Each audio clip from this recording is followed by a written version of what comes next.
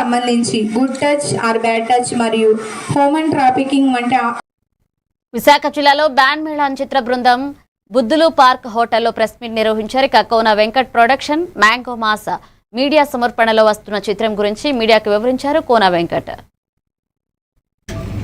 So అది నాకు sentiment అయిపోయింది. అన్ని ఫిలిమ్స్లో వైజాగ్ అన్నది నా లైఫ్లో భాగం అయిపోయింది.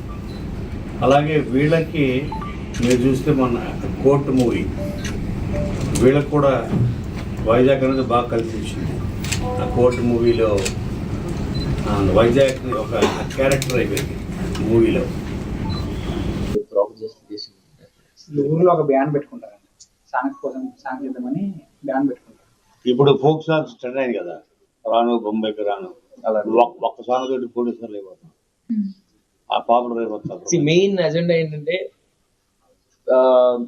ఈ క్యారెక్టర్ కి ప్రతి ఇంట్లో ఉన్న సిచ్యువేషన్ అండి, ప్రతి ఒక్కరికి జరిగేది. వీడు చదువుకోలేదు, వీడికి చదువు తప్పితే ఇంకేం రాదు, అంటే చదువు ఉంటేనే వీడికి ఒక అమ్మాయి ఇస్తారు, చదువు ఉంటేనే వాడికి ఇది ఇస్తారని. బట్ యాదగిరి గారికి ఏంటంటే చదువు ఒకటే కాదు, టాలెంట్ తో కూడా పైకి రావచ్చు అనేసి ఒక ఎజెండా ఉంటుంది అనమాట.